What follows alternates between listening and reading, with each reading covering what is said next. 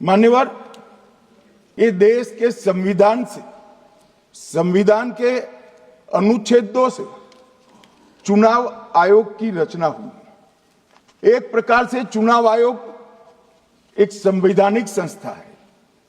संविधान के अंदर चुनाव आयोग का गठन, उसकी शक्तियां, चुनावी प्रक्रिया, मतदाता की परिभाषा और मतदाता सूची को तैयार करने और उसके सुधारने के लिए की शक्तियां, इसके बारे में स्पष्ट प्रावधान किए गए।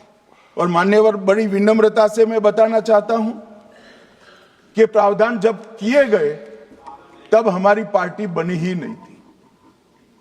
हमारी पार्टी के अलावे जो लोग हैं, इन लोगों ने संविधान सभा में चर्चा कर संविधान को बनाया था।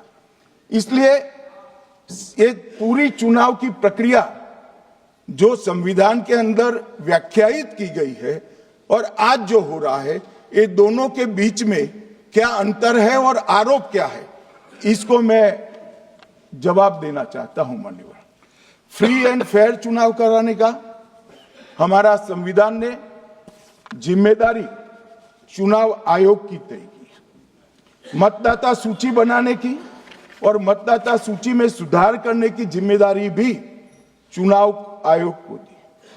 अनुच्छेद संविधान के भाग 15 में अनुच्छेद 324, इसमें चुनाव आयोग का गठन, चुनाव आयुक्त की नियुक्ति, लोकसभा, राज्यसभा, विधानसभा, उपराष्ट्रपति और राष्ट्रपति, ये सभी चुनाव का संपूर्ण नियंत्रण संविधान ने चुनाव आयुक्त को दिया है। और चुनाव आयुक्त एक से ज्यादा हो तो इलेक्शन कमिश्नर को दिया है। अब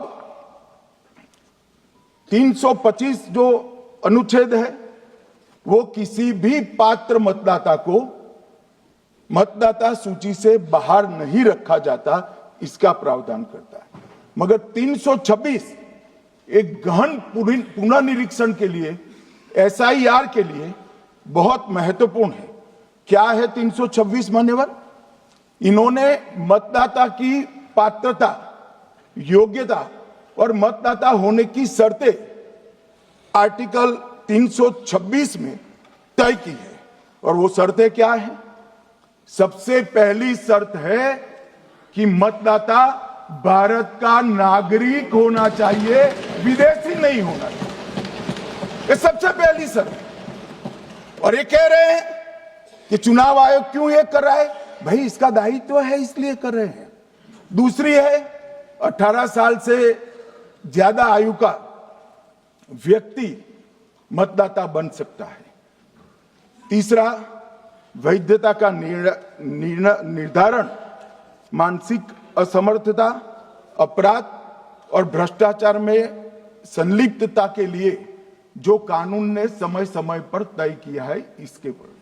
तो ये 3 पात्रताओं के आधार पर भारत के मतदाता होने की बात तय होती है।